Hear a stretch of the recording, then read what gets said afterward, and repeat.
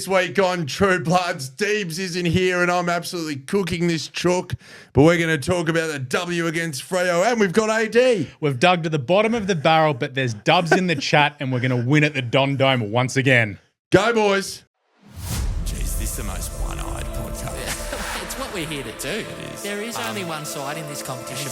It's game-changing. It's absolutely game-changing, Exactly. Deeble. Riddle me that, Yeah, Dave. riddle me that, Deeble.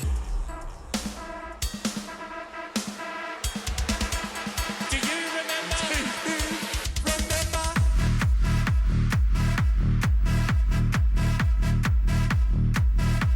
It's what we're here to do. This is True Bloods, the number one independent Sydney Swans fan podcast. It feels weird sitting in this seat. I don't usually sit in this seat, but my name's Madison Clark. And to my left is the great man, you may know him, from AFL Today. We are in the AFL Today studios, Alex Donnelly. G'day, Mads. Yeah, it feels weird for me sitting in this seat because usually I'm in the hosting chair over there. We use this as our racing studio as well. So being on this couch, it's actually a lot more comfortable. Mate, it's a next man up mentality. Yeah. All right. We just operate in the exact same way that the Swannies do. Yep. If somebody's out, Deebles has been called away on very important locksmithing business. He's in South Australia. So we've just got to shift move the magnets around the board, AD, and just make sure everybody gets a spot and the faithful get their content. But we're going to review the dub, the W. W's in the chat for the win against the Fremantle Dockers. And then we're going to preview the game against the Saints at the ungodly time of 3:15 on a Sunday when I should really be ironing shirts, AD. I don't know what your Sunday program is, but I don't like the Sunday games. Sunday's usually a bit of meal prep time for me too. I appreciated the 110 last week. Yeah, 110 was good. We had the win. I watched it at home. Didn't do too much. Got to do some meal prep in the afternoon. So it was a very good day. So by the time I got to wind down about 7 o'clock, it was pretty good. Yeah, but that's the thing. I'm not too fussed if I don't have to go anywhere. Yeah. It's when you go somewhere, you get done by 3 goals, you get run over in the final quarter, you go to the train in the rain, Yep. and it's delayed by 19 minutes. Yeah. And you're just like, could I have chosen, made better decisions? Probably. Thank God the last time we played a Sunday twilight game, we won by about 100 points. Yeah. That'd be even worse. And God willing, as Ali Habak would say, that'll be the same thing this time. But Freo Dockers, Yes. This is a team that was on an absolute tear, AD.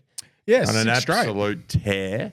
What was it, 6 straight, 7 straight? 6 straight coming into this, and as one Polly Porridge said on the socials, it's The great Polly the Porridge. great Polly Porridge. They broke our streak last year, so we broke their streak this year. That's right. Well, I mean, look, we were favourites, but we were the only team in the entire garbage round of football to get a W over somebody else in the top 8. And I've been pretty suspect about them all year. I don't know how you feel particularly, but the whole game felt pretty good. I never once really felt worried, even when they got a couple of points behind in the last quarter. I was like, no, we've just been holding them at arm's length. We'll find the other gear here that we seemingly found all afternoon, and we'll just get away with it as we had done throughout the day. And just with Freo, like, you have a look at some of their results. They fell over against North. They struggled to beat St Kilda. So, yeah, they'd won 6 in a row, but they were hardly convincing. But you could also say at the same time, this time last year, Fremantle would have tripped over in both of those games and lost them. Yeah, So yeah. we had to get one back. Obviously, they beat us at the SCG last year in a game that we probably should have won. So it's just good to get the win, and it does keep the season alive, albeit faintly. You got to believe. Yes. We're a big belief pod, AD. Yeah. You got to believe, if there's any team that can do it from here, I would wager a bet, AD, that it would be us. May have had a little wager myself priar to the Western Bulldogs game what that we we would love. make. So I'm emotionally and financially invested in this. See, that was the one. Yeah. If we could jag that one, Yeah. you got a little bit of fat there. We got to play perfect footy, which we've done before, and we'll do again, faithful. The big one was our work in the middle, mate. Yep. Let's start with Brodie Grundy, because if the man's not in AA conversations, people just have to be with the Max Gawn and the Jared Witts and the Tom and the Sherry blinkers on. Who Because brought Jared Witts into this conversation? David King. I saw this on Twitter this morning. Yes. The great Zane Red and White. When he gets one up and going, he will just not stop. he smoked him too. Yeah, he did. So I did some numbers. I ran some numbers to bring up here, and I used some of Zano's work there. I didn't compare him Grundy to Witts because, let's be honest, Grundy's got lengths on Witts this season. I think so. And you sort of have a look. Grundy's turnaround happened after the GWS and Gold Coast games where he had like 17 touches in those two games, hardly got near it. So since then, this includes the Essendon game, and he didn't take a mark against Gold Coast or GWS. So 2 weeks, no marks, 17 touches. Since the Essendon game, including 23 touches, 32 hitouts, 7 clearances, 1947 and 8, 2341 and 8, 2335 and 8, 1951 and 5, 2244 and 6, 2343 and 8, 2033 and 12. He's kicked 4 goals, averaged 5 tackles a game and 4 marks. And then you take out the GWS and Gold Coast game, he was very good against Port and the Pies. And the Pies. So everyone's like, oh, it's been a good, 4 or 5 weeks. It's been a good 3 months, bar 2 games. Yep. He has to be in All-Australian contention. Has to be. Max hasn't been good. Cherry started off well. He's gone downhill. Tom de Koning's already hanging out at St Kilda Beach. Yeah, Tom de Koning has fallen off an absolute cliff, hasn't he? Yeah. Compared to the first half of the year and last year, obviously. I just think the way he is getting around, I mean, mate, 12 clearances. It's insane. It's like having another midfielder more often than not. And Freo tried to do it when they had Darcy in the ruck with Jackson as a midfielder as well. And Grundy's like, no, I'm good. Well, I mean, we've been known to do the 2 rucks in the past, and it's great that we've got McLean to chip in, but it's really more often than not, it doesn't work. And I think Grundy has been that dominant. And you can see, even though he looks so gassed all the time, but he's actually not. He's actually got such a tank. He just sweats a lot, AD. Yeah. There's nothing wrong with sweating a lot. As a free sweater myself. That's right. But, as you know, smacked in hit outs. We're getting first use of the footy. You're seeing that in our clearance work and our stoppage work around the ground. The guy is just going to a new level each week, which is bloody exciting. So for mine, AD, yours has to be in the conversation. Has to be probably top 3 in the comp alongside Jackson as well, Yep. who had his colours lowered on the weekend. Kick the first goal of the game, which is enormous. Hitting, well, what do we love? We love scoreboard impactors from midfielders. We love social engagement. But, I mean, another thing that we're going to love is scoreboard impact from ruckman. I just love set shots going through the middle. That's That's one thing I'm big on. Yeah, it was better. It was a lot better. It was What was better. it? 9 goals, 3 on the weekend Yeah. from set shots. Much better. Yeah. You felt confident when he kicked that, when McLean kicked his first, when the Pirate hit his first as well. It was just, I think everyone held their breath a little bit. And when those went through, like, all right, we're away. It's about getting off to a good start, right? Hitting the first one. I always used to think that with Barry Hall. Whenever he kicked the first one, you knew, okay, we're in for a good day. Mickey O as well. Mickey O as well. You just want to get off to a good start. It's a real game of confidence, as we know, AD. And let's talk about Hayden McLean, because that we're really lucky that bloke seems to be hitting some sort of form. He's probably been in the doldrums a little bit of late, in and out of the side, and probably not having the impact that he otherwise would. And now that Joel Armarty is going to miss the remainder of the season, which doesn't that just kill you? It just quietly. does. The poor bugger's allergic to the last minute of a game that we're winning at the SCG. He sent Lewis Young's head back to Maroubra, and then he tears his adductor in the last 50 seconds of a game. That's all just wrapped up. It's just like, all right, Dostrich now needs to step up. But it also, you look to the side of that, it gives Jack Buller a really good crack to stake his claim. And doesn't he compete well? He does. That first game, was it against the Dogs? I was like, I don't know here. And then going back and watching the replay, when you said I was on here today, I watched it back. I was like, he was way better than my first instinct on watching the game. He competed well. He took a couple of good marks. And he sort of was half defensive on Luke Ryan, who I can talk about the coaches' votes later, but he kept Luke Ryan very quiet, like 11 non-kick-out touches. Yep. That's pretty good. Speaking of keeping people quiet. Oh.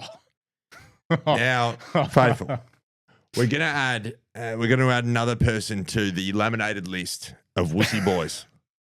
And Caleb Serong, you just made the list. You just made the list. That balk was one of the most piss weak things I've ever seen. See, if that comes off, looks really good. Don't get me wrong. Yep. Looks really good. JJ didn't give us stuff, AD. No. Couldn't have given less of a stuff. He was in his head rent-free. As someone said on social media afterwards, JJ had to check him into the Virgin Lounge post-game. He was that deep into his pocket. It's really good to see. Yeah. And, I mean, I think JJ's probably been one of our most consistent performers all year in a really difficult year. Yeah. The fact that he can do that and then hit the scoreboard twice, and I mean, we were all pretty happy watching that. I know one person that I don't think anyone would have been happier watching that performance from JJ on Caleb Serong. Do you know who that'd be?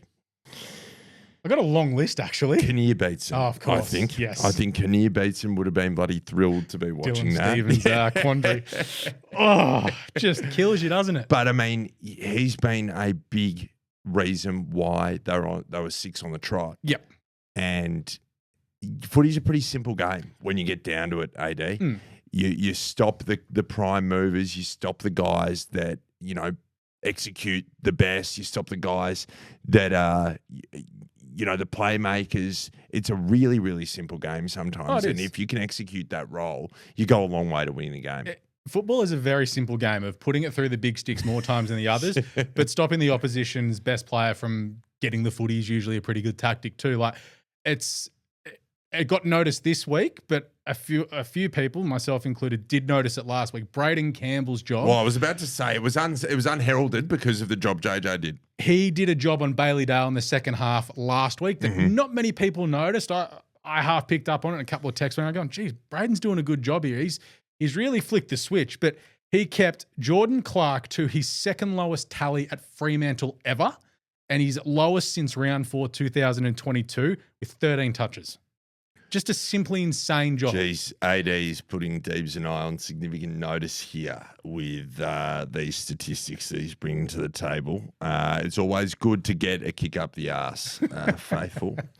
Very well done, mate. But it was unheralded. Yeah, it was. Because of the job JJ did. Yeah. It was really pleasing to see. You got another thing to add to Braden's kit bag, and another string to his bow per se, AD, because the more roles that you can play, the more valuable you are as a player, and his star keeps growing. Yeah, and he's one move forward of the ball this year, which everyone thought was the right move, but to add this defensive pressure into his game as well is great. And I think his attack on the footy this year has been unreal. It's almost as if he got a kick up the arse at the start of the year. Yep.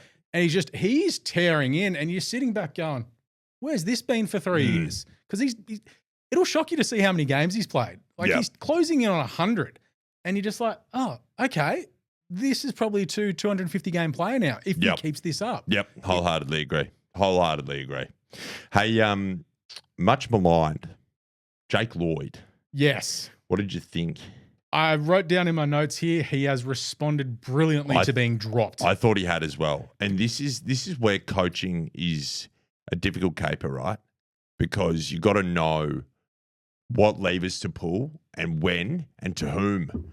Yep. Because it's pretty delicate, especially with a lot of the younger guys. It's probably a little bit easier with Jake, but he has gone, okay, my spot, which was completely unlosable prior to this, because let's be honest, as we know, Horse had favourites. Yep. And Jake Lloyd was certainly a favourite of Horse. I've been one of the drop Jake Lloyds. Yep. You're a detractor. I've been since the start of last year. I thought when we had our best 23, if everyone was fit, I thought Jake Lloyd was going to be the odd man out. This included Callum Mills being fully fit, by the way, last year. Yeah, sure. I thought he'd be the odd man out because I was like, there's a player better in the roles that he plays. But he proved it in the finals last year in that game against the Giants. But then since he's being dropped, he's popped up with a couple of goals. He's taking marks. He's being smart with the footy. Maybe he's working harder as well. But that's what the goals say to me. You're working harder. You're working up the ground. Yeah. You're keeping people accountable. And, in turn, they have to be accountable for you. And you've kicked 2 snags, Jake Lloyd. So I'm pretty happy with the way he's going. You mentioned Callum Mills. Yes. How much more comfortable do you feel with that man back there? And this is a role, he's being a role player at the moment. Yeah. With the way that we're setting up at the moment, and we'll talk about my boy Beef Sheldrick later, but having him as an inside midfielder has allowed Mills to go back and be the general. Now, if you go to a Swans game, Faithful, and just watch when maybe the ball's in the Swans forward line, watch Callum Mills and Dane Rampe when he plays. Watch them dictating where everyone's meant to be, how they're meant to move. Yep. Genuine quarterback level stuff. Mm-hmm.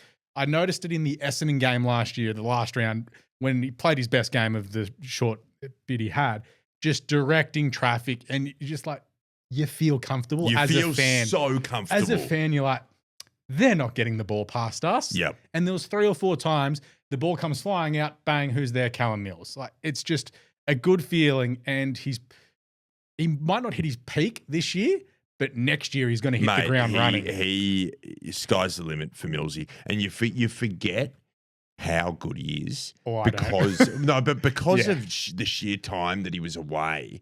It just goes to the back of your mind. It was 2 years of footy, which is a ridiculous amount of footy with the way time is moving for Madison James Clark at the moment. AD, it might as well be 4 years. Yeah. I just am so grateful for him being back, especially with your Dane Rampe sort of out of the field, out of the starting 23. I just think that he is so critical, and there's a reason why they would have never even considered dropping him as captain, which, and that was an early crow by a lot of people. Kane was very heavy on that bandwagon. We've got to just pump the brakes and not be so clickbaity sometimes. I need Polly to bring up the stat of Haynes' record as captain this year. I think he's 1-4. Yeah, well, I mean, it means nothing at the end of the day, right? But I mean, look, Callum Mills just where's the number 14? He impresses me more and more each week. It's like I'm getting a fresh look at him. It's fantastic. And Haynes just sort of, didn't hit the scoreboard like he has been doing, but did you notice him? Grunt work in the midfield. Yeah, for sure. It's good when you can look back on a game, and I remember the mark that he took out on the far flank late in the game where he took off early. Yeah. There was a couple of little front and centers that he got. There was one when Campbell missed the flying shot in the second quarter or third quarter. Probably could have kicked it himself, but he did the team thing and handballed it off, but wrong bloke on his wrong foot. He did what he had to do, and it's good that we can win a game with him just having a cruisy 20. Well, this is the whole dichotomy of the situation, having right? your best players back is helpful. They're too reliant on their best players. They're too reliant. Every team needs to have their best players. That's what a team is. There's different tiers and levels of players. That's what makes a team. If you take out the best players, you're not going to perform as well because they're your best players and usually your leaders. It's not that hard to understand, I wouldn't have thought. How did Fremantle go with their 3 best players having no impact? Exactly. But that's how it works. Yep. That's how sport works. It's a team sport, AD. Well, it's a sum of all parts, AD. It makes sense. I'm a big soccer fan. Manchester City lost their most important player in the middle of this, third, fourth game of the season. The arse fell out of Manchester City and they just battled away all season. Everyone's like, oh, yeah, they're cooked. Then they went and spent $200 million to get new players. As they do, as I understand. But they were oil money? Owned by Etihad. Yeah, right. Yeah, oil money. Absolutely. Yes. They were absolutely cooked. And Liverpool, fit all year, won the league by a street. Sure. Makes sense. It makes sense. And, you can slice it any way you like. You can point to particular reasons that things happen. Yeah. They won. Okay, they were too reliant on their best players. They lost. They've got injuries. The fact of the matter is we've got I think people start to question our list profile. Yep. And I think myself included, and I still do to an extent. I still think we're missing pieces. There's a couple of positions we need some depth. Couple of pieces we need depth. And if you look at our game against the VFL, and we've got a very, very good review from Catsy. I'm looking forward to this. Very good review from Catsy regarding our loss to the Bull Ants. But if you have a look at that, that shows where we're lacking depth. But if you look at across the board, we've got match winners at every juncture. We do. And when you've got a full side, and sadly we're not going to have Papley back for a while, but you can see where all the contributions come from. And you're not always relying on the same blokes. No. You're relying on other people. But that's how football works. And even though Heaney's not hitting the scoreboard in this particular game, you've got Papley back, you've got Amadi back. There's not the need for that to use him in that vein. He's got 7 tackles in the midfield though. That's 21 touches, 7 tackles. Like he's done his job. Last week he has 25 and 5, nearly throws us over the line himself. Correct. Plays a secondary role this week. Yep. It's just like it's having Chad, having Errol, Grundy, having Braden Campbell and JJ do those tagging roles. Joel Hamling was very important in the last quarter. Critical. And this is that next man up mentality. Yep. This is come in and play your the man role. From your cereal bowl. Yeah, well, we retired the porridge joke, but with good reason, because he's come back in and just played his role perfectly. You don't want to recognise Joel Hamling when he's on an AFL field. You want him to be a lot more closer to Nick Smith and bloody Peter Laddams at the moment, right? You don't want to notice the big fella. I don't think Joel Hamling's going to try a bicycle kick. You never know. Don't know if he's got the dexterity for it. You never know. He probably could have in that game against GWS. He was up and about. But that's what we need when you're still low on players in the back six. Yeah, it's critical. I just didn't want to see him sauntering down to the up to the forward line. He just proved to us, like we all knew, like the same with Tommy. He's a defender. Yes. Keep him in that D50, Coxie. What else did you like? Wixie. I love Wixie. We were stupid. We made some stupid decisions, but by and large, he's just been fantastic. Yeah, the run and carry that he takes off, and Dwayne was losing his mind. Wixie. He prefers to run. He prefers to run. Oh, he's running again. Yeah. Couple of when he got the ball, he'd always look inside. Always want to get it back through the midfield. Which we love. It's simple.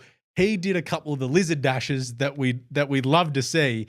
He had one little stuff up, which cost a goal. He just did not know that Isaiah Dudley was lurking near him. And that bloke is sneakily quick. God, they really talked him up, this Isaiah Dudley. Now, he's a man I would not have known if he stood up in my porridge. Yes. Having watched a fair bit of footy this year, I know a bit about him. Yep. I enjoy watching him play. He's a kid who's just fresh on the list. He's got a bit of spunk about him. Yeah, bit of X Factor. And he's like Freo's version of maybe a Papley, where he'll pop up and kick 3 or 4 goals with 8 touches, and you'll love him. Like he seems a lovable kid.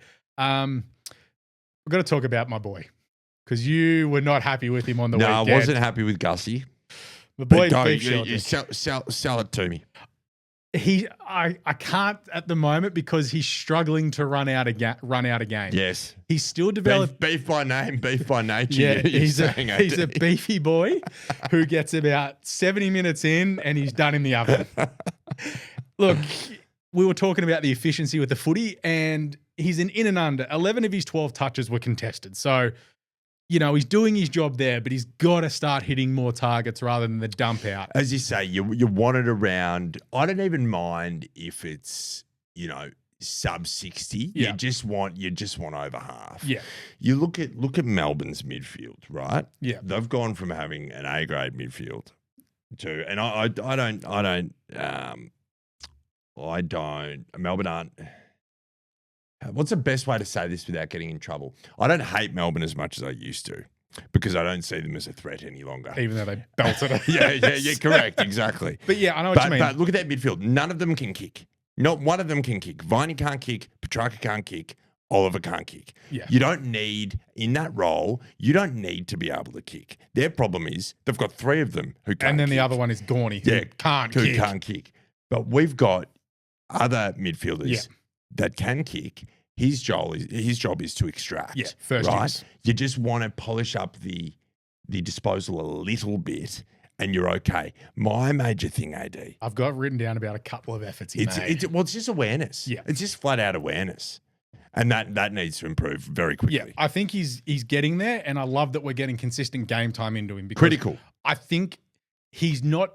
He's never going to be your top 5 or 10 players picked, as in names on the list. But he may be the first name thrown on the board because he's your in and under midfielder, which allows Mills, Errol, Heens to do their thing, and you need those role players as a part of a team. I did think there was 2 efforts in the third quarter which shut me to tears. He had one in the inside 50 where he went at it one-handed, overran. I'm like, mate, never go one-handed. 2 hands on the pill. Have to. Take the contact, it's fine. And then the other one was against Johnson on the half-forward flank. He was half-hearted. It led to a Murphy Reed goal. Yeah. I think that was at the point where you're like, AD, we need to talk about him. Yep.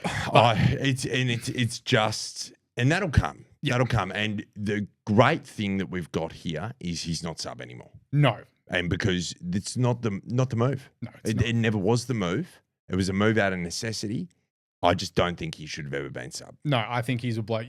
He may be the bloke you do sub off at three-quarter time. Yeah, for sure. And then if Taylor Adams or someone else gets fit in the back end of the year, he's the one that you throw in the midfield until he develops his tank. Yeah. And I think you need, at this part of the season, we're still trying to win games of footy. We've got a good month coming up where we can win a lot of games.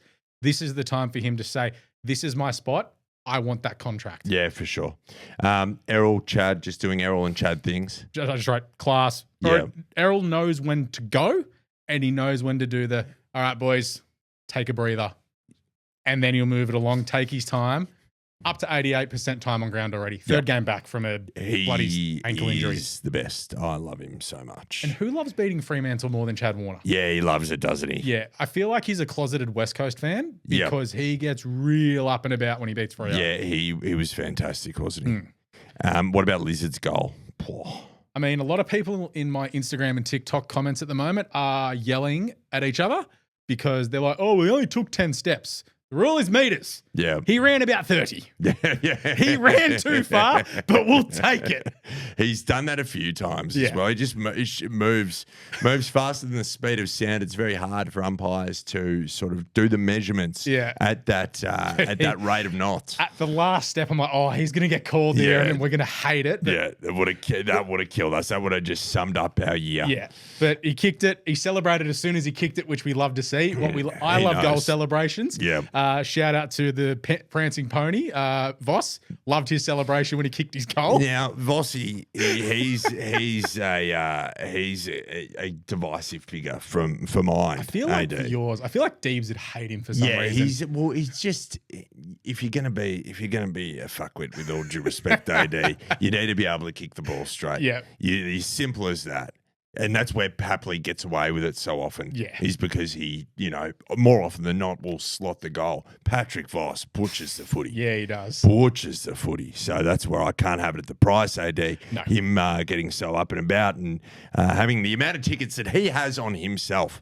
Back six were really good. Yeah. That being said, they've got a really potent forward line, Freo, right? Yeah. Really potent forward line. Jaya Miss does by name. He's got to get dropped by up, name bloke, and honestly. by nature, he misses. If I was a Fremantle fan, and I know a few, they are sick to death of him at the moment because he's kicked 5 goals in 9 games. Well, firstly, he looks like he's been stung by a number of bees. Yes. And he was a dead-eye dick, and now he's really got the Joel Amadi Ever since he yips. got the concussions last year. Is that right? Yeah, he got 2 concussions pretty quickly. There's got to be something to that. Yeah, and I reckon that could be it. I remember he got one real early in a game, and we didn't see him for a month, but he has struggled to kick goals since then, and they're just persisting with him. Because Josh Tracy, old Dick Cyclone, we could use a Josh Tracy. We don't like talking about players we enjoy watching non-Sydney related. No, he is top 3 non-Sydney player I love to watch. Credit where credit's due, AD. That is the prototypical forward for mine. Get out of his way. Yeah, he's phenomenal. Dwayne. Yeah, he just kills me when it's your team. It's on a Sunday. Maybe you had a few beers the night before. You're feeling a little bit fragile, and you're winning by a little bit, you're up by a little bit and they just start to come in the final quarter. That's when I can't have Dwayne at the price. I love Dwayne. I'm a big Dwayne guy. It just conjures some things up in me when I'm just feeling a little bit fragile and we're just hanging on to a slender lead. I just can't have him. I couldn't have him on Sunday. Like the amount of he was watching on the screen in South Melbourne. How annoying is that? You pay $7 billion for TV rights. You send fucking Derm on the plane with Nicky Dowell, but Dwayne is in a T-shirt in South Melbourne with his block of chocolate. And a 2-litre milk, 2-litre full cream milk. And then he's like, oh, he's kicked it. Oh, no, wait, he missed it. Was it? Oh, no. Like, Dwayne, what are you doing, mate? I'm watching on TV and I can see it. You were too busy having a laugh about something to see Tom Papley's hamstring is at the Dolphin Hotel. Like, mate, like he kicks it. Oh, I think Papley's injured there, Alistair. Oh, yeah, he's just walked off. Yeah, like, he's just hobbled off. No shit, he grabbed his hamstring as he sunk it out to the pirate. He was cooked. They did get close. They did. They did get close. Oh. But, I mean, every metric we dominated at, stoppage clearances, inside 50s, centre clearances. 9 to zip to start. Like it was a Demolition. domination. Yep. I think you figured out a way to beat Freo too. Big for Hawthorn this weekend, whose midfield isn't as good. Mm-hmm. You just bully them. They're like Caleb Serong, love him, wish he was a Swan. Little private schoolboy that doesn't like getting wussy beaten up boy. on. We like to call him wussy boys. Actually, yeah, he is a wussy boy. Yep. Nick Dacos, don't think I didn't see you ducking out of the way against Carlton, you wussy boy. Oh. I have Collingwood mates that listen to this and they say, Mads, with all due respect, you do a Sydney Swans podcast and you talk about Nick Dacos every week and we will continue to until he knows how to break a tag, you wussy boy. Congrats on your Brownlow, though. Yeah. You're also the best player in the league. But yeah, I think that's the move to beat Fremantle is just treat them with a little bit of contempt. Yeah. Because they are quite wussy. Controlled the ball a lot more. I thought the way we went inside 50, we thought about a lot more. Yeah. I think using the ball outside of the forward 50 arc, we hit up short targets. There was a fair few of those dinky little kicks, which may not have come off, but you could see we didn't want to bomb it long to Pierce and to Ryan. And that's what do we want to see? We want to see incremental uplift. Lower the eyes. Yeah, lower the eyes. And I don't mind if you're patient and you find targets outside the arc. Yeah. It's going to be interesting with no Papley and no Amati to see how that translates at Don Dome on Sunday afternoon. But we shall see. All in all, I was pretty impressed. I mean, the stats don't lie.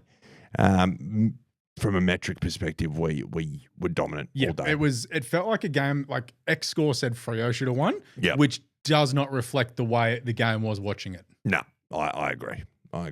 Well, look, that's been robust. Let's come back with a little bit of social engagement, AD. Looking forward to this. Let's go. This July, True Bloods is brought to you by, once again, the Clovelly Hotel, the unofficial Sydney Swans social club by the sea. Whether you're dissecting the midfield mix or debating the best halfback pairing, there's no better spot than Clovelly's coastal oasis. And if you're a code-switching sports tragic, get down to the Clovelly for the British and Irish Lions tour, showing all the action live and loud, whether it's Wallabies, Lions, Roaring Fans, and ice-cold schooners or doozies, we have it all at the Clovelly Hotel. So whether it's AFL or rugby or just good vibes, make the Clovelly Hotel your sporting home this July. This is True Bloods, and we are back, Mads. You've thrown me under the bus before we go on, AD, bring us in. As unaccustomed to hosting as I am, Mads. That's what I thought. I thought it wouldn't be an issue, to be honest. First up from a spell, wasn't really first on debut. Yeah, we haven't mentioned that. You've been obviously a big hand in us being here in the AFL Today studios, so we're eternally grateful for that, to be part of this great family. But you haven't been on the men's show before. You've helped out Polly a great deal. Gotten Polly out of many a jam, actually. A 10-minute notice text message is always appreciated from Paul, and I can work my way through it. But we got the dub coming up. We're 6 weeks away as well, so that's big. That's exciting. Chloe Malloy cleared for action. Big. It was good content, that, wasn't it? Yeah, very much enjoyed it. Shout out to all the dickheads on social media going, oh, who cares? It's like, me. I care. Yeah. We care. We care here A at lot. True Bloods Faithful. And hey, look, just don't want to spoil anything. Yes. But Polly may have been sort of operating in and around Swans HQ recently. So there could be some good content coming your way with respect to the W, which will be great. Bit of GFC. Yeah, a bit of GFC. We love a bit of GFC. Hey, we've got a few injuries, which it just sucks. We've never really been able to get going this year, have we? This has been just the year. Similar to 23. 23. When we got done by Carlton in the early. Oh. And what about Carlton fans, the way they're carrying on at the moment, like it's the end of the world? They got gifted a prelim final in 23. Yes. By us not kicking straight, then the D's somehow kicking even worse the next week. That's absolutely right. Gifted, your list is shit. Well, I mean, there's a lot of other issues there too. It's the sum of all parts with that absolute dumpster fire of a team. It's funny how you see it's like, oh yeah, Hawthorn cleared everyone out 20 years ago, worked for them. Essendon are starting to do it now too. Carlton still won't, and I love it. I can see Essendon winning at least a final before Carlton next. Oh, I agree. 100% agree. So, hey, there's going to be, sort of questions at the selection table again this week. Yep. Because there's not going to be your Amati, there's not going to be your Tom Papley. No. Which is a pain in the ass. So it's probably important that we get down and check out what the bloody hell happened in Blacktown against the bloody Bulldogs. But I need to hear what Catsy says. Let's find out from Catsy. Mads, Deebs, Faithful. Boys have copped a 7-point slap to bloody the Northern Bull Ants at Blacktown ISP, if you don't mind. 8 goals, 18. Oh. Couldn't hit the arse end of a buffalo. I tell you what, there was more chance of Aaron Pattinson getting a job in the prison kitchen than us getting it between the big sticks.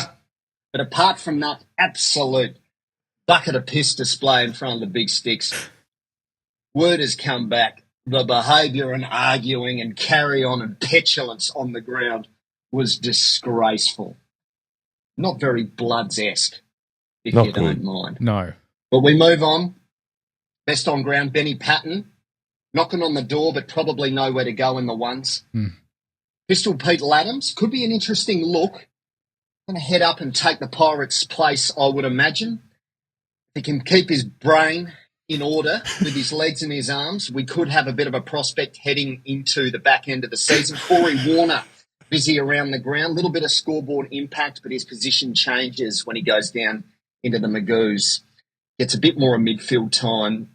It doesn't really translate in the ones, but we'll see how that shapes up. Caden Cleary busy around the ball. Tommy Hannelly, not quite enough in front of the big sticks, but getting busy around the forward line, those pressure acts. Ollie Florent, just nowhere. Ooh. Will Green just building up a bit of consistency and getting a bit of touch. The ruck He's craft trying, was decent. Got her in front of the big sticks, 2 goals, 1. Not too shabby. Jesse Detoli, inaccurate as hell. Would have got 6 if he'd kicked straight, but maybe worth a bit of an exploration now that Tommy Papley is going to vacate for a couple of weeks with that hammy. Other than that, it's just pure mediocrity. Disappointing across the park in front of the big sticks. Bad attitude on the ground. Come on, boys. Get it together. That'll do. Up the potty, up the Bloods. Scathing.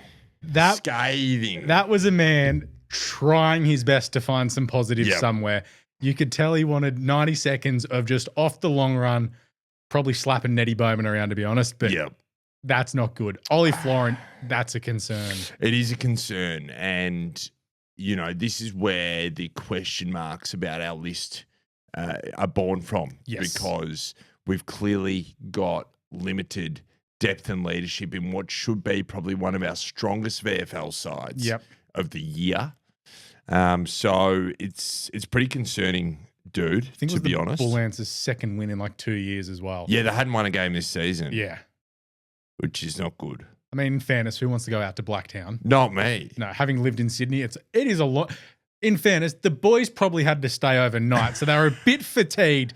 Bondi to Blacktown is about $30 in tolls and a long drive. Sure. I just, it's been a tough year for them. Yeah. They've had to really scratch and claw. Oh, mate, we had Lockie Hunter playing for us. Yeah. I don't like the sound of the arguing on No. the field. I'd like to get to the bottom of that and see what that was about. Is that about bad options when they're going inside forward 50? I would imagine it's a little bit of lack of accountability, Yeah. I would say, pointing the finger elsewhere when you've really got sort of three pointing back at yourself. Yes.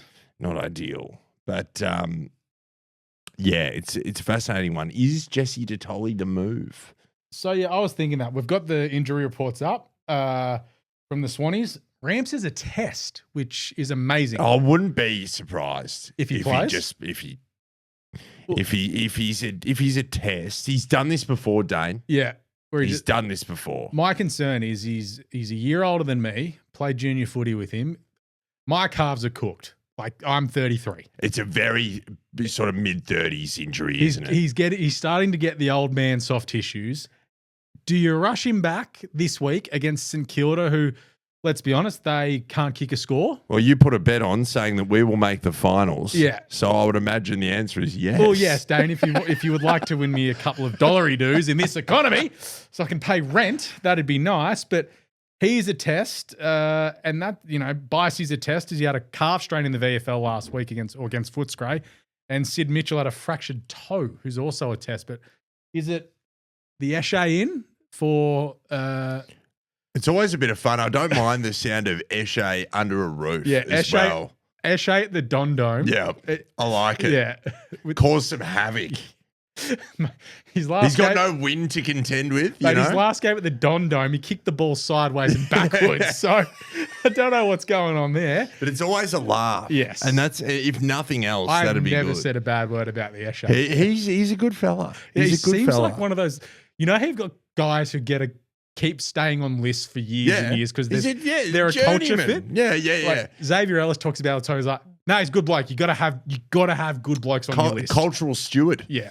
So I reckon he's one of them. But Caden Cleary maybe back in. We've loved Caden's work all year. Is there a Ned Bowman out there for us? Well, he didn't get mentioned in Katz's report. Yeah, but that's probably a good thing. I was about to say it's probably a positive that he didn't get singled out. I'd say that he's actually incremental uplift. Yeah, and I have heard differing opinions about Ned Bowman saying that he will have what it takes. So maybe it's the move. We'll find out. It's always bloody fascinating at selection time because it could just be if Rampy's back, it's Rampy and Cleary. Yep. And we just shuffle the decks around a little bit with the defenders. I posed a question to the faithful. Yes. This afternoon. I've really just taken everything on my own shoulders, and I'm really trying to move heaven and earth for you faithful, because you don't realise how much Deebs does until Deebs isn't there anymore. Yep. And I must thank him for all that he does, because he does take the lion's share of things. But this is what I pose to the faithful. Now, as we're celebrating 20 years since the 05 flag in Melbourne on Sunday, who from the current crop would fit into the 05 team and why? Yep. Now, a lot of people... Now, is that a clear enough question? So reading that, who would fit in the 05 team and why? Who would you have put on the ground in 2005 when we lifted the cup from the this current team? crop? It made sense to me. Yeah, not to a lot of the faithful. I saw that. There's a bit of a few comments on Instagram going, Dale Miller, a bit confused here. And he's just yelling at everyone. He's like, some of these people can't read. Yeah. So fair whack, Dale. But there's some good answers and a lot of... hit us with one. A lot of ones that are repeating themselves here. So Errol has the genuine Kirky blood brother love from Sharkalenda. Yep, that's true. Jim Stan. Imagine Paps, Eamon Buchanan, and Adam Schneider in the same forward line. Be still my beating heart. I like that. Yeah, you take that. A lot of chat for Heaney because they're talking about the midfield with Judd, Kerr, and Cousins. A big body in that midfield with the pace like Heaney's. And do you know what? That was probably something we were lacking in that 05 team was class. as well. You know, it was a lot of workmanlike sort of operators. Yeah. A bit of class in the midfield would be beautiful. What about you? What about for yours, AD? For mine, I would throw in Errol on the wing, just a bit more class with the footy in hand. I know we had Nick Fosdyke on the wing back then, but I just reckon Errol with his tank and athleticism would very much help. And then having someone like even throwing another Tommy McCartan down back. Yes. Just from Craig Bolton, one of the all-time underrated defenders of the Swannies. Having Tommy McCartan down there as well, because what you had with Leo Barry. With Leo Barry, you had Quinton Lynch, Coxie was floating forward around then as well. Yeah, Adam Hunter. Adam Hunter. May he rest in peace. What a player, though. Yeah. But yeah, they had that deceptively good forward line. But of course, it was through the midfield as well. So do you throw it? I don't think JJ could keep up with Chris Judd. I love JJ. No. There is no way. That's where JJ finds it hard, right? Yeah. When you've got pure pace on him, that's where he finds it very difficult. Yeah. Tom McCartan would be strong. That'd make the back six pretty unbeatable. Yeah, it'd be very strong back six. What about for yours? For mine, I can slot Errol into any side, basically. Yep. And Chad. You look at our more so Errol though. Yep. In the sense that you look at that forward line that we had. And I'm big. The reason I ask that question is about sort of contextually why do you want them in there? Yeah. And I just think delivering inside 50. Yeah. To those particular forwards, you got your Mickey O's, you got your Adam Schneiders, you got your Buchanans down there Nick as Davis. well. You got your Nick Davis, you got your Barry Hall. Yeah. Right? Blokes on the lead. You know that to imagine something coming in from sort of 80 out and Errol Gould and Chip to hit Barry Hall on the absolute tit would be a sight to behold. Because you look at our midfield there, it was Kirk, Jude and Paul Williams up against Kerr, Cousins and Judd. Yeah. And see what I mean about workmanlike versus pure class? Yeah. Yeah, so I just think that would have probably kept it a little bit further apart than 4 points at the end of the day. Yeah, a lot of people are going a bit with who would they put from 05 into here, but Shivy111 on your Instagram, Tom Papley, absolute menace. Imagine him in that forward line. Yes. Daniel Chick would have punched him in the face. No, 100%. God, that was good to say. And noting that, there are still a few tickets available, I believe, for the celebration at Marvel Stadium prior to the game, and the link's in our link tree. Yep. It's going to be really good. It's going to be really fun. I think you're getting there. I'll be AD. there. Yep. That'll be sensational. There's Barry Hall, Leo Barry. There's a drinks package. I don't think we're doing a great deal in terms of speaking, but we'll definitely be around. Keen to have a beer with you. Kicks off around midday, I believe. Yeah, correct. So you get to the ground early. You get your money's worth with the food and drinks. It'll be a good afternoon. Yeah, we'll get the W and keep this season alive. But yeah, it's on our link tree. So head on down there. I do have some speak pipes from the weekend. So here is Nick.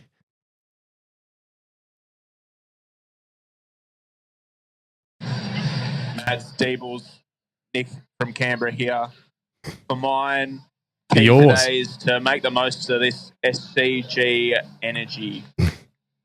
Boys need to just get into it. Up the potty, up the bloods. Well done, Nick. Yeah.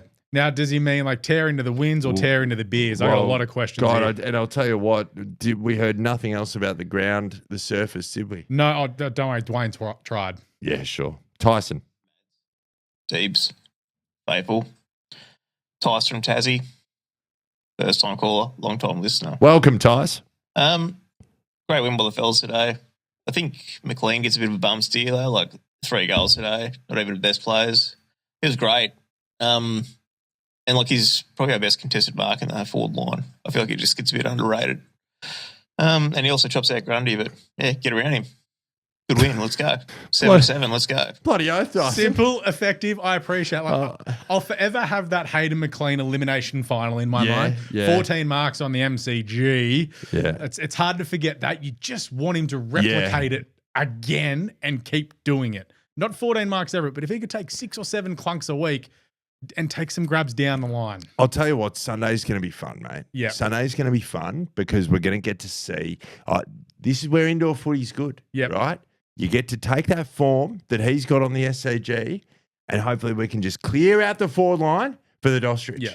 And we'll get to it in the preview, but there is one man who takes the absolute P155 at Marvel Stadium. That is one Errol Gould. Yes, absolutely. He's my man, Ali Habak. Yep. Oh. Get ready to laugh, because this is a funny man. How bloody good, Deeves and Mads. Today we got the winner's piss we can do. But we do need to talk about trade period so we can be a hard team to beat for years to come. Deeves and Mads and Tribbo and all the faithful. Us faithful people, Swannies supporters, have waited 16, 17 years till the Swans win a 6th trophy. That is, for us Swannies supporters, a long time to wait. Faithful and True Bloods, Deeps and Buds. For mine. Hate the wussy boys and win it. How bloody good, Deeps and Mads, True Bloods and Faithful. He was on a tear. He's just the best. Had he had 15 beers when he sent that? He's just the best. He trade operates, period, and then he's like 6 or 7 wins in a row. Yeah, he operates on a different level, Ali. And I didn't play him last week, and he gives me a bit of stick when I don't play him, the big fella. So there you go, Al. You're on. You're on, mate. Naomi Page. God, I don't know how Deebs does this so quickly. I'm just not as good with the phone as he is. Mads, Deebs, Naomi from Glengowrie here, South Australia. Oh, thank you. How good was that? Absolutely beautiful. Bit of a winner's piss before the work week comes back. I think it's time to get your life vests ready because this ship is slowly getting righted. Oh, we back on the transport? And go on a party cruise for the rest of the year. Bloody beautiful to see Doss back in some good form. It's good because it looks like Amadi can't seem to get a break between getting rubbed out and a dodgy hammy or groin or whatever.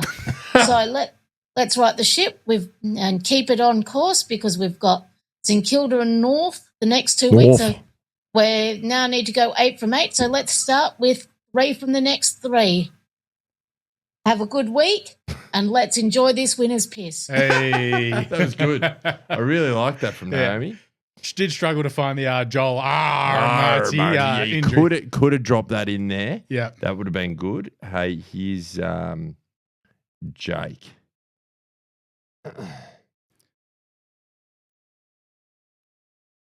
Madison David, faithful. No overall audio snippets today, just meat and 3 veg footy chat and millennial-based humour. This thing of ours, we know it's cyclical. It goes up and down and around. It's like a carousel. You pay your quarter, you get on the ride. Manifestation, uplift, and what we saw on Sunday, the harvest. And after watching Errol, after watching the padlock wear Caleb Serong like a geisha wears a kimono, you know what? Belly full. After watching Big Brody topple the Twin Towers and continue his All-Australian form, belly full. After hearing the banjo and level 2 of the Pack Noble stand, belly full. And on the way down to Bronte this morning for a little winter dip, #Sickenos, seeing Eshe Lad Hams cruising past to the Swannies facility on his big boy bike, belly full. Like the great Tony Soprano said, it was Eshe Ladhams and incremental uplift that brought us to this. It's Jake from Redford. He was running out of time, wasn't he? That was great. He's sensational. Yeah. Hey, we got 2 more. This is Sam from Hornsby, the big fella. He's got his own YouTube channel. Here we go. Mads Deebles, bloody good win on the weekend. I was there at the ground, sitting level 2 on the wing, right above the interchange benches, and I saw it all. And one thing I want to point out was our pressure was so elite. I want to point out a moment in that third quarter when the Dockers were coming pretty hard. They kicked 2 in a row, and we'd got the ball just outside 50 in the boundary line, and 3 stoppages. Haynes laid 3 bone-crunching tackles. And that that pressure led to the Will Hayward holding the ball and the Errol Goulden playing advantage to the goal. How bloody good. Up the potty, up the bloods. You know what? Another one we missed was that Chad Warner holding the ball in forward 50. I just feel like we are retaining it in forward 50 so much better. So 23 tackles inside 50, which was our most since 2022. So that just showed you that we really brought the pressure. Yep. I think Will Hayward laid 6 or 7 tackles himself. So he had a really good day despite not getting much of the pill. And Chad Warner's advantage that wasn't an advantage. It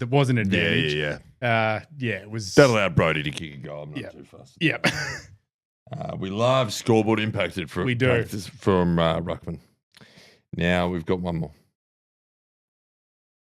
Let's pull it up here. I feel like Theo Von. Here we go. Yes, True Bloods. Deeb's coming in from the churchy suburbs of Adelaide. Assume that everyone's well. Clarko, hope you're going all right in the sole hosting duties. And AD, assume you're well too, buddy. Give that moustache a tweak for me. But great to see the Swannies with a dub. W's in the chat for the boys. W's in the chat for the coaches. Is there something in when we go for a defensive setup, e.g. your Jordans on your Serongs and, your Braden Campbells on your Class coming off halfback, when we do have that defensive mindset, we seem to go all right. You have a look at our 2 good wins this year, obviously this week against Freo, and then the previous game against the Giants when we had that defensive setup. Just seems our offense builds on that. That's how I sort of saw the weekend, boys. But another big weekend against the Saints. Make sure that you get your tickets to the pre-game event. Book your tickets. We'll all be at. Looking forward to seeing the faithful, and there could be some winner's piss post-game for us. But I look forward to getting back in the studio next week. Stay well, faithful. Up the bloods, up the potty.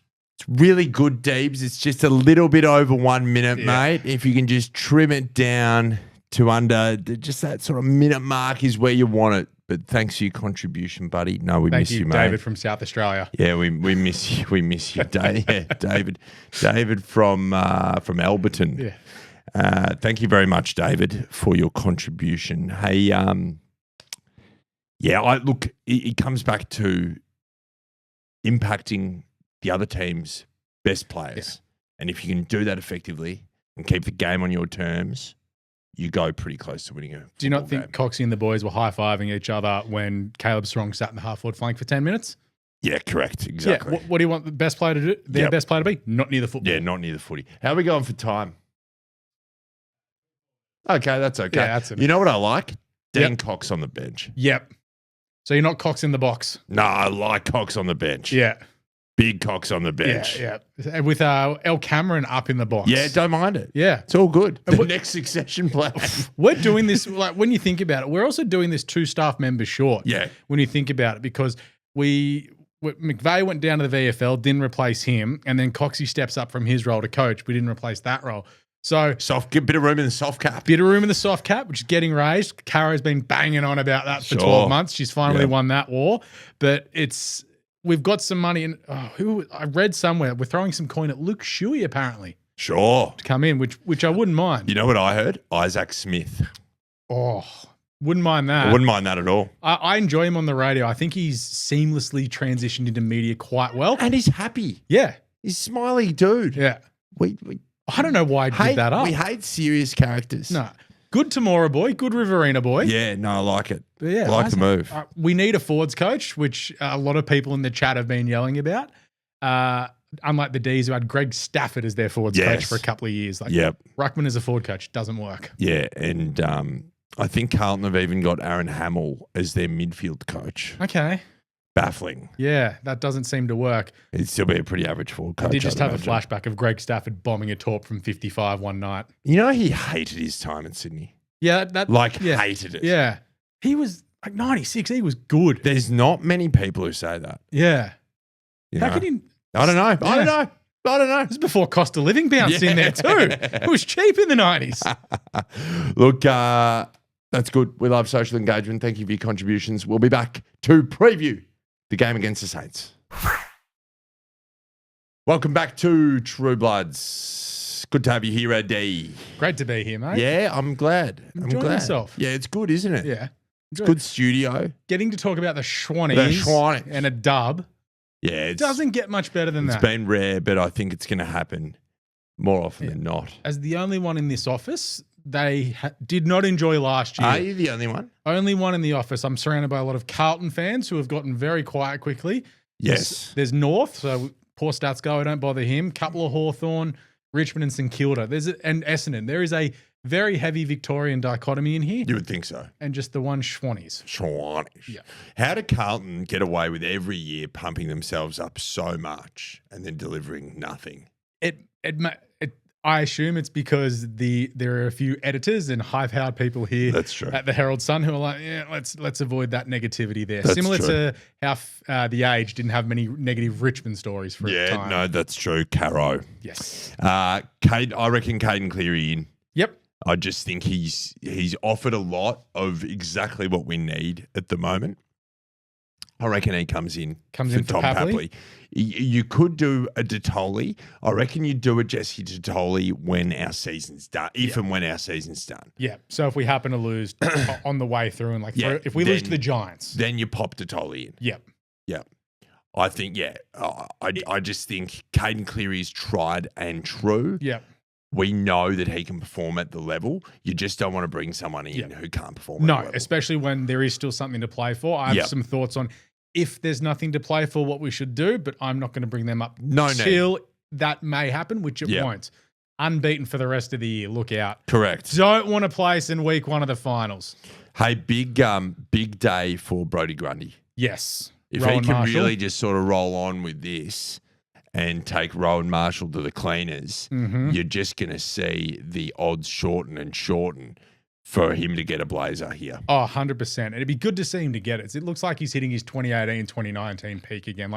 Everyone said, last year is poor. His first 10 weeks last year was sensational. Why do people keep saying that? I know he dropped off a little bit. Because no one remembers when someone starts well. This is why everyone loves Shataka as a racehorse, because he'd come from last. No one remember the horse up front doing all the donkey work. That's true. That's true. Big day. Big racing pod. Big racing pod. Check out Hold All Tickets. He's got Rowan Marshall this weekend. He's got him covered around the ground. I would have thought. Yeah. He's got, and Caminiti's probably the backup, and Doss probably has him covered too. Yes. Jack Sinclair. Does Braden Campbell go to him? So I had a look at that calamity of a loss last year where we just fell into a hole. Nightmare. That started us on our poor form run. Yeah. I think he does. Yeah. I think if you shut him down, similar to Jordan Clark, you stop a lot of their run and carry because he's an accumulator. And then you're thinking of what they can do, what Ross is going to do. Yeah, because Ross will do something. It seems fairly obvious, though, that Windhager will go to Heaney. Yeah, I think so. Two big bodies. But see, Heaney can just go forward. Yeah, and that's what he did last year. Yeah. He got the fucking 1 week. Ugh. Yeah, that's killer. With a backhander. We're still on about that. Ridiculous. But I think that happens. And then you just think of their midfield. It's like McRae, Steele. I think it's a Wanganeen Malira for JJ. I think it is too. So I was like, I had this thing in my mind that Naz was 6'4" for some reason. No, he's smaller. He's 187. That's my height. Yeah, sure. JJ's 186. Yeah. It's only if JJ can go with him. JJ's got the tank. Yeah. For sure. The turn of foot. Yeah. That's the big one. Yep. It's the turn of foot because Naz is just Andrew McLeod reimagined. That's who he is. Reimagined. Yeah. Big call. Yeah. I reckon that's You his reckon level. he's that good? Yeah. Shit. Why do you think the Crows are in for him? He had 43 on the weekend. And Sam Mitchell after the game was like, shit, we couldn't do anything. That guy's awesome. Yeah. Which, you let him rack him up? Because it's also, if you can drop a spare man back and cut off some of the leading lanes, you'll be able to rebound because they'll be pushing so far forward. Potentially. If there's a Dane Rampy in there. Yeah. It's hard to know. Again, you're not going to beat everyone, Their right? midfield is just a bunch of dudes. Yeah, that's... Like Philippou isn't there. If you shut down Higgins, if you stop Marshall and Sinclair, which Grundy, our midfield is just better than theirs. Is it Wicks to Higgins? Yeah, or maybe Harry. Yeah. maybe Cunningham, and then it just depends. Like if Machado Owens can pull a game out of his ass, if he has that in him. Yeah. But you just look at it player for player. The Saints have had a good month without winning. Are they due for a typical shithouse St Kilda performance? I hope so, because we seem to drop to their level. Yeah, whenever we play I them. just want to come out 6 goals in the first quarter, put them to the sword. Need to. Yeah. Jack Steele gets a lot of the ball as well, but that's just a head-to-head role. He's Darcy Parish, but for St Kilda. Yeah, he's never reached the heights. He never reached the potential that I think he had. Not fast. He's slow. He's very slow. Yeah. He's very slow. I think much like last week, I think the game will be won and lost with us getting first possession of the football. Yeah. And I think it's going to be a really good opportunity to get our structures worked out, because like it or not, there's going to be no Joel Amati, who is absolutely critical for our structure. We know how important Joel Amati is for our structure. The difference now with Tom Papley out and Amati out is Doss is going to get the best defender. Yeah, Callum Wilkie. Whereas he has been getting this, he'd be getting the second or third best defender when those two blokes are in. So it's going to be a different kettle of fish. I think Heaney will move forward, because I think he will be tagged. Yep. And I think that could change Heaney things out up of the a little goal bit. square. Yep. And you've got a feeling Chad's about to pop. Yeah, and he loves Marvel too. He does. There is a Western Bulldogs 25-4 coming. Like, you can just see it coming. And you think if he does that, we're going to win the game. The Saints would need Naz to have 30-3 to win it. Yep. Because Agreed. I don't think their forward line is good enough. Like, you look at them, the last month they are struggling to score points. They can't score points. Like last week they got 74 against the Hawks, and the Hawks are going okay at the moment. But before that, it was 69 against Fremantle. It's Ross. It's what you do. 74 against Collingwood, but they got smashed. So I can't stand him, mate. Yeah. He's so smug. For someone who has done nothing, he's so unnecessarily smug. Yeah, he's just got that I'm better than you, and it's like, are ya? No. Are ya? I don't know if you are. What has he done? He got like 2010. That was it. Yeah. Hey, Ross, I've won as many flags as you have, buddy.